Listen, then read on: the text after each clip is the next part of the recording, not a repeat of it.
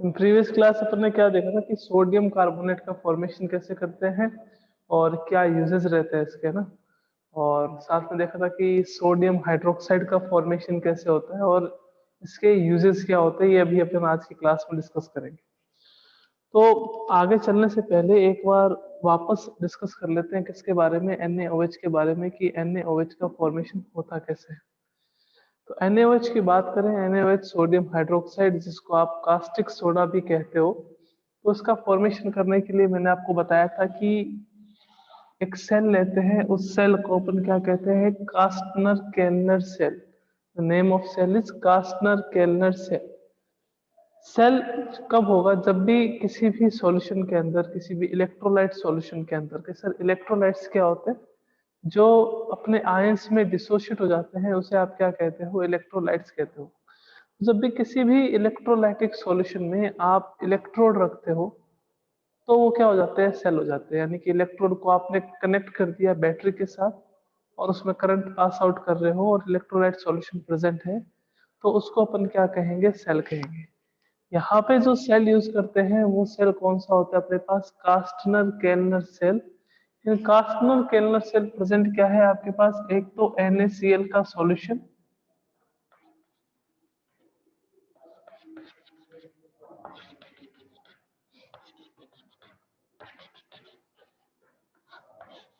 Aqueous solution of NaCl। यहाँ पे दो इलेक्ट्रोड प्रेजेंट है, first is of carbon and second is of mercury. Two electrodes are present और इसको आपने किससे कनेक्ट कर रखा है, कि इसको बैटरी से कनेक्ट कर रखा है। ये बैटरी का पॉजिटिव टर्मिनल, ये बैटरी का नेगेटिव टर्मिनल। सो आपने लेफ्ट हैंड साइड लिया है, this is electrode of carbon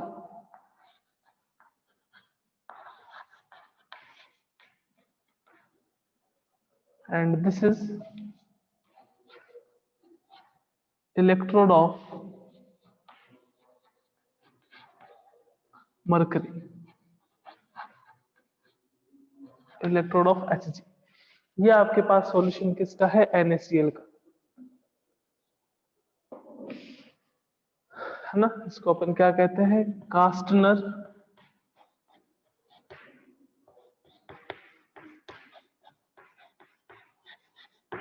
केल्नर cell. ठीक है, ये आपके पास कार्बन इलेक्ट्रोड है, इसको आप क्या कहते हो, it is known as anode.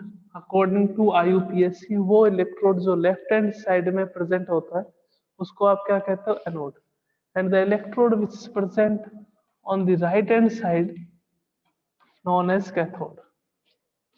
तो यहाँ पे क्या होगा सर, यहाँ पे NaCl है, ओके, NaCl है और इलेक्ट्रोड यहाँ पे एक मरकरी का और सेकंड इलेक्ट्रॉन आपके पास क्या है, कार्बन का। यानी कि जो आपने कार्बन का इलेक्ट्रोड लिया है वो एनोड होगा, जो आपने मरकरी का इलेक्ट्रोड लिया है वो आपके पास क्या होगा, कैथोड होगा।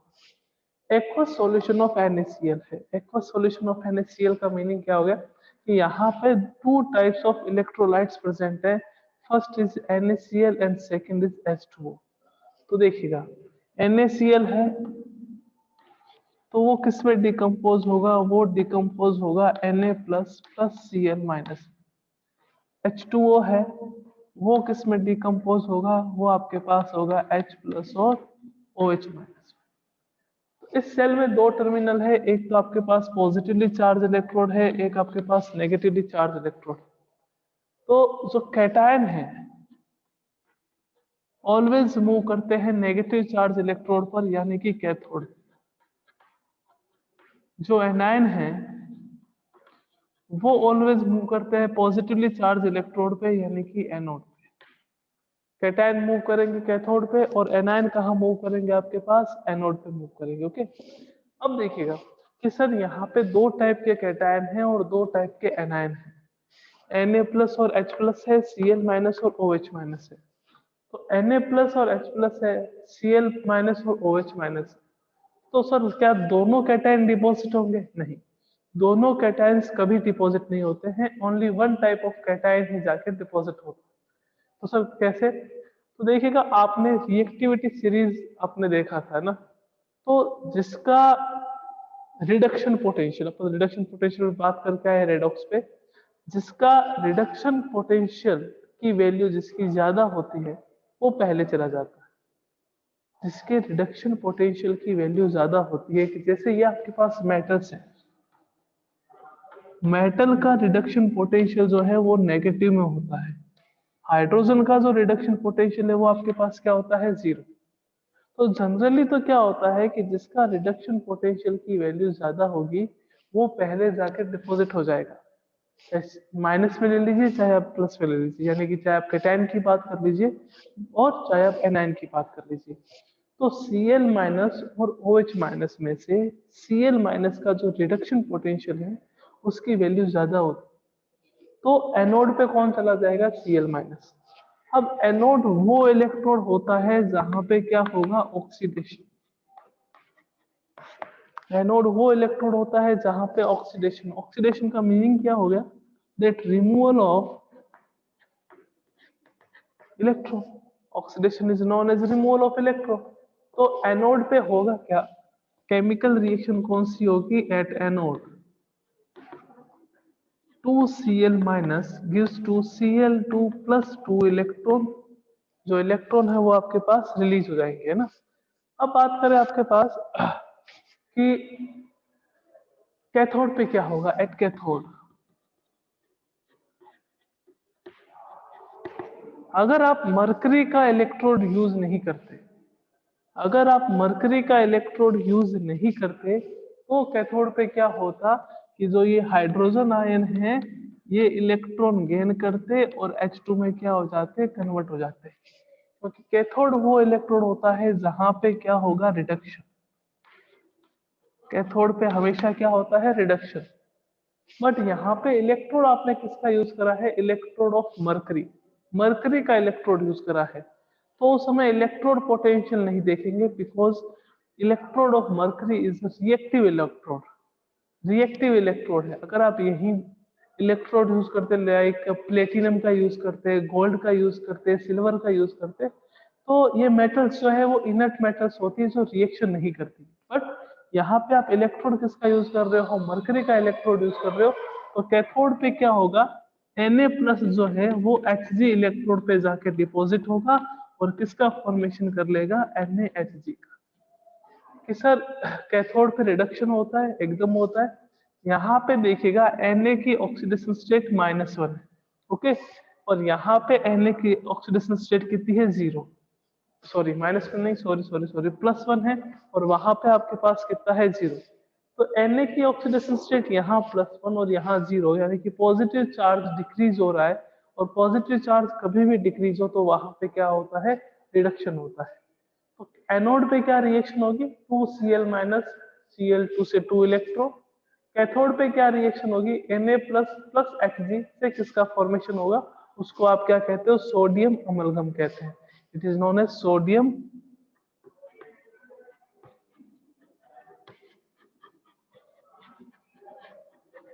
अमलगम। तो सर NaOH का फॉर्मेशन कैसे होगा, तो देखिएगा जो मरकरी है, सोडियम अमलगम जो है वो क्या करेगा, रिएक्शन करेगा वाटर के साथ, H2O के साथ। तो इससे किसका फॉर्मेशन होगा, एक तो NaOH, यहाँ पे 2 मोल ले लीजिए आप, यहाँ पे 2 मोल ले लीजिए, तो 2NaOH plus 2Hg plus H2 gas liberate होगी। तो इससे क्या होगा, सोडियम हाइड्रोक्साइड का फॉर्मेशन होगा। It is the method of the formation of sodium hydroxide, ठीक है ना। कार्सनर केल्नर cell by electrolysis of aqueous solution of NaCl in which two electrodes are present. First electrode is the carbon electrode which is known as anode, and second electrode is electrode of mercury which is known as cathode. Anode पे हमेशा क्या होगा, oxidation. Cathode पे हमेशा क्या होगा, reduction. आपके पास इस सॉल्यूशन में दो टाइप के इलेक्ट्रोलाइट्स प्रेजेंट है, कि सर कौन से, कि अपन यहाँ क्या ले रखा है, aqueous solution of NaCl।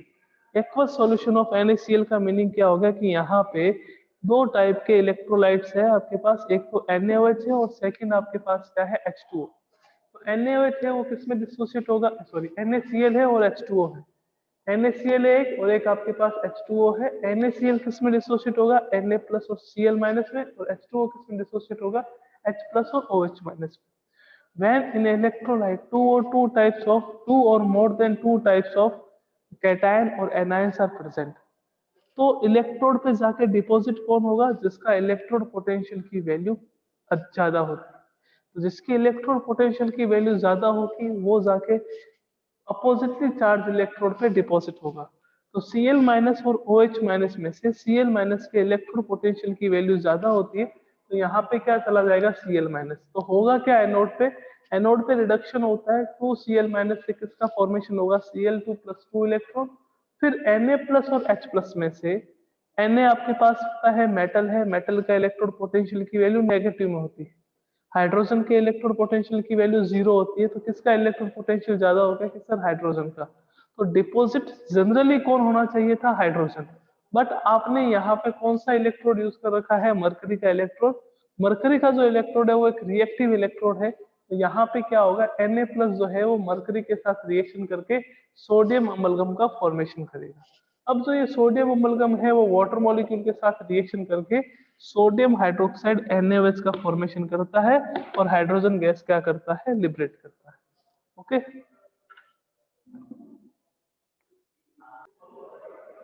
Next देखते हैं what are the uses of NaOH। सबसे पहला यूज जनरली आता है कि as a laboratory reagent. Laboratory में एज ए रिएजेंट इसको क्या करते हैं? यूज करते हैं। फिर 2-3 यूजेस इसके और है, जैसे फर्स्ट आ जाता है कि extraction of petroleum substance. Petroleum substance के एक्सट्रैक्शन में एक्सट्रैक्शन में इसको यूज करते हैं। इन टेक्सटाइल इंडस्ट्री इसका यूज करते हैं। तो 2-3 यूजेस हैं, वो अपने को हमेशा लर्न रखते हैं। ओके, नेक्स्ट अपने पास आता है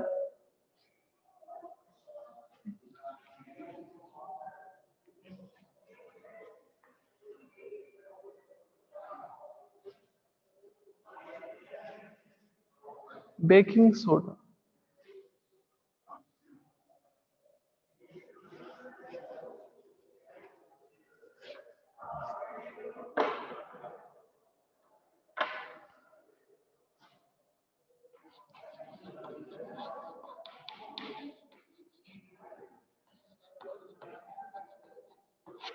बेकिंग सोडा और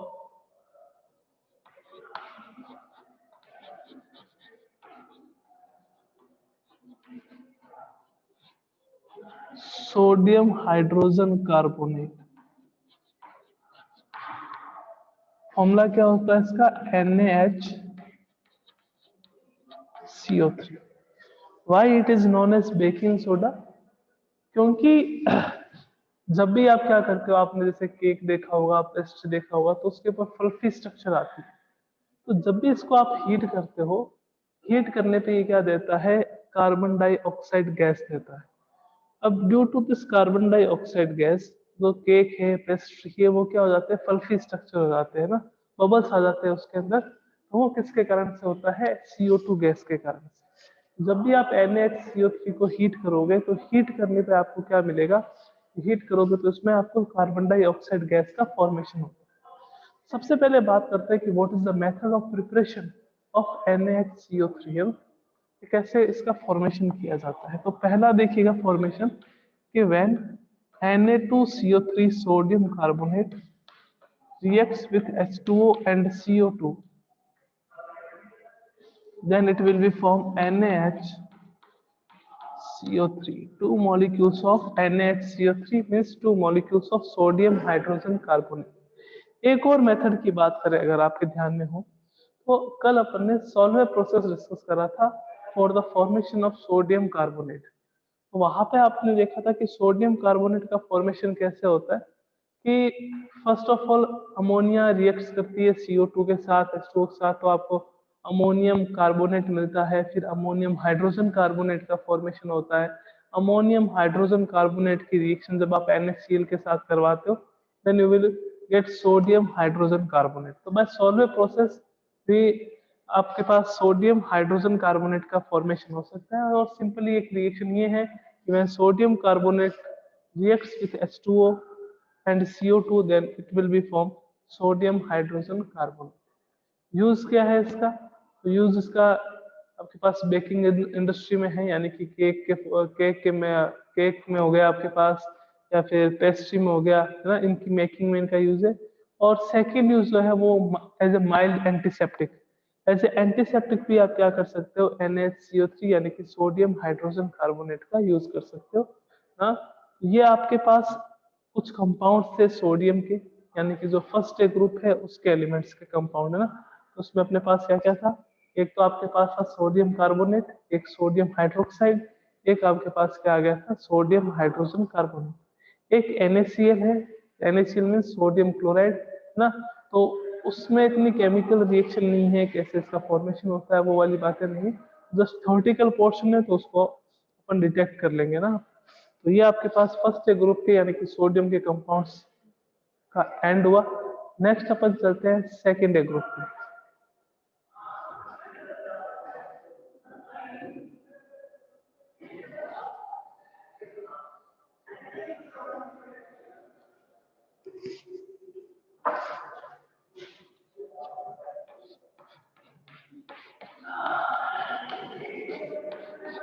एलिमेंट्स ऑफ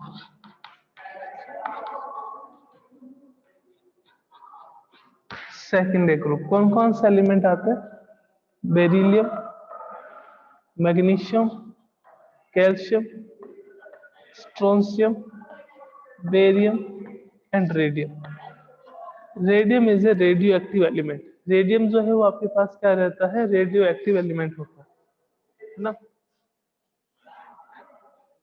वैसे पीरियोडिक प्रॉपर्टीज मैंने एक्सप्लेन कर दी थी फर्स्ट डे के साथ, बट एक बार दोबारा देख लेते हैं। Atomic radius top to bottom जाने पे इंक्रीज होती है।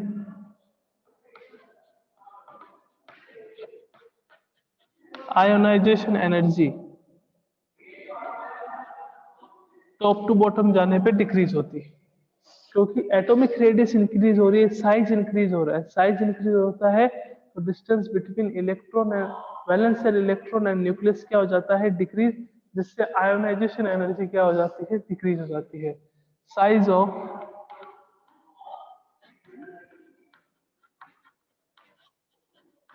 हाइड्रेटेड आयन वो क्या होता है, डिक्रीज।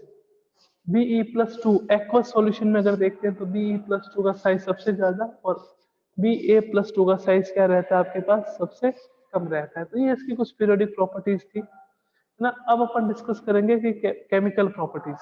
जैसे फर्स्ट ग्रुप में करा था reaction with oxygen, reaction with nitrogen, reaction with water, reaction with halogen ना, तो ये सारी केमिकल प्रॉपर्टी शो करता है कौन, सेकेंड ग्रुप के जो एलिमेंट्स है वो भी शो करते हैं। तो आइए देखते हैं कि कौन कौन सी प्रॉपर्टीज है chemical properties of elements of second group.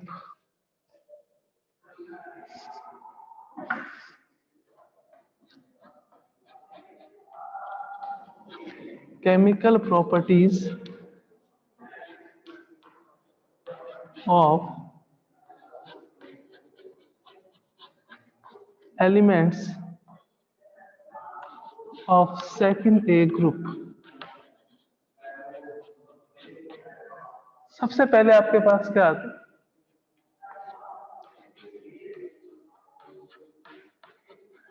Reaction with oxygen. Reaction with oxygen सबसे फर्स्ट ऑफ ऑल, सबसे पहले अपने पास क्या आएगा, रिएक्शन विथ ऑक्सीजन। तो देखिएगा जो सेकेंड ए ग्रुप के एलिमेंट्स हैं, यानी कि मेटल है, वो ऑक्सीजन के साथ रिएक्शन करती है, और ऑक्सीजन के साथ रिएक्शन करके किसका फॉर्मेशन करती है, MO का, यानी कि metal oxide.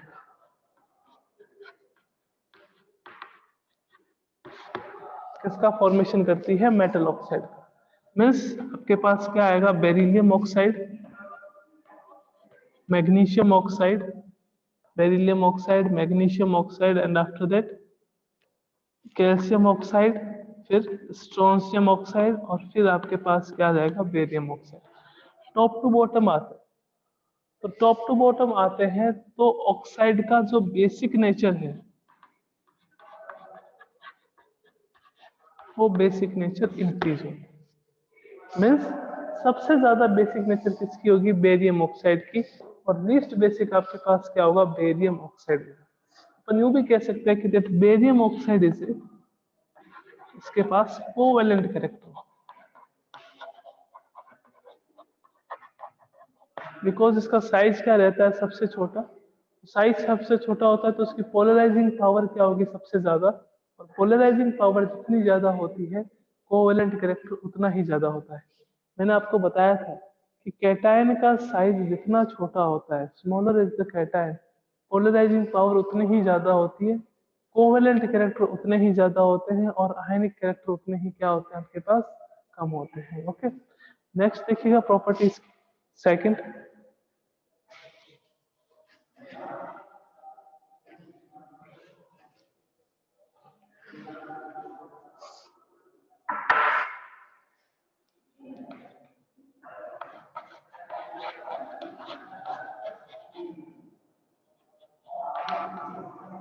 Reaction with nitrogen, reaction with nitrogen. First एक ग्रुप की बात करें तो फर्स्ट एक ग्रुप में ओनली लिथियम ऐसा एलिमेंट था जो नाइट्रोजन के साथ रिएक्शन करता था। बट सेकेंड ग्रुप में जितने भी एलिमेंट्स हैं वो नाइट्रोजन के साथ रिएक्ट करते हैं, और नाइट्रोजन के साथ रिएक्शन करके किसका फॉर्मेशन करते हैं, मेटल नाइट्राइड का फॉर्मेशन करते हैं। When the elements of second group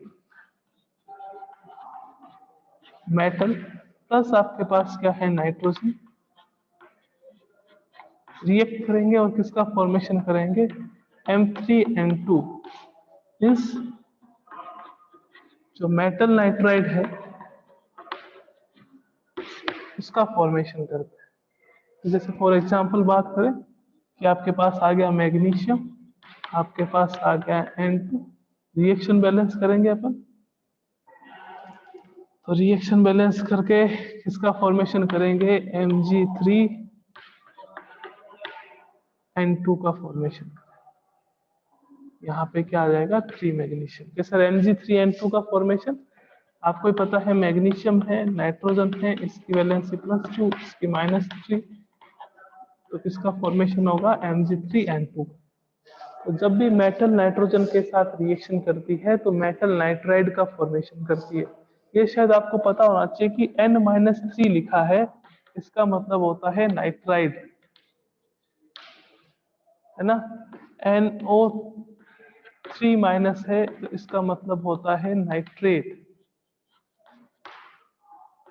NO2- है इसका मतलब होता है नाइट्राइट, है ना। और अगर कभी ऐसा आ जाए N3- तो इसका मतलब होता है एजाइड, N-3 आ जाए इसका मतलब होता है नाइट्राइड, NO3- आ जाता है इसका मतलब होता है नाइट्रेट, NO2- आ जाता है तो इसका मतलब होता है नाइट्राइट, है ना। और N3- आ जाता है उसका मतलब होता है एजाइड। ऐसे ही अगर अपन बात करें तो आपके पास अगर ऐसा आ जाए SO4- तो ये क्या होता है आपके पास, सल्फेट, और S-2 आ जाए तो वो आपके पास क्या होगा, सल्फाइड, SO3- आ जाए तो वो आपके पास क्या होगा, सल्फाइड।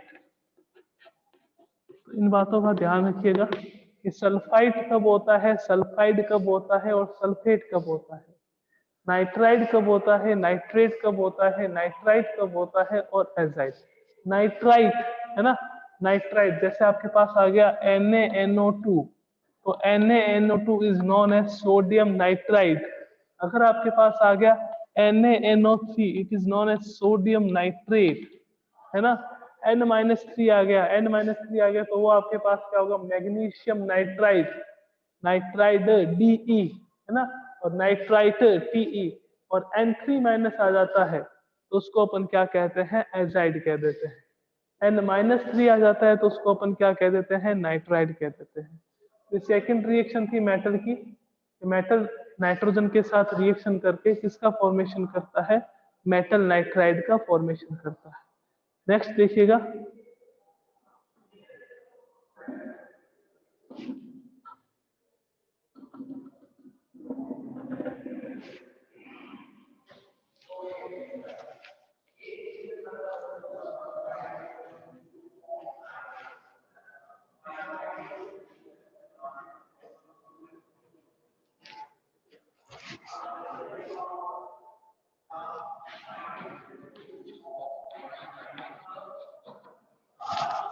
Reaction with water.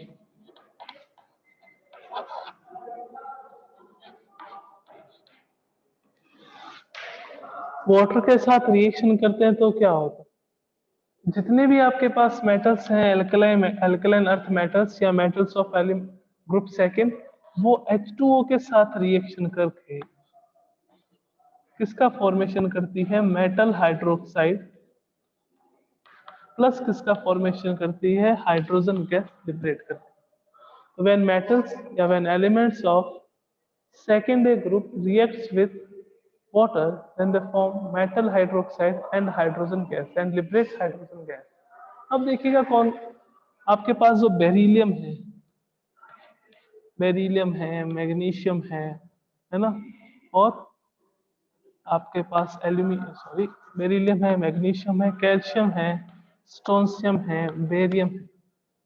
तो बेरिलियम और मैग्नीशियम जो है, इनकी रिएक्टिविटी या फिर कह सकते हैं कि थोड़ी सी कम होती है रिएक्टिविटी। रिएक्टिविटी कम होने का रीजन क्या होगा, कि रिएक्टिविटी कम होने का रीजन ये है कि मैं ये बेरिलियम की बात करूं तो ये वाटर के साथ रिएक्शन करता ही नहीं। मैग्नीशियम की बात करें तो ये हॉट वाटर के साथ रिएक्शन करता है, और ये जो है वो आपके पास कोल्ड वाटर के साथ रिएक्शन।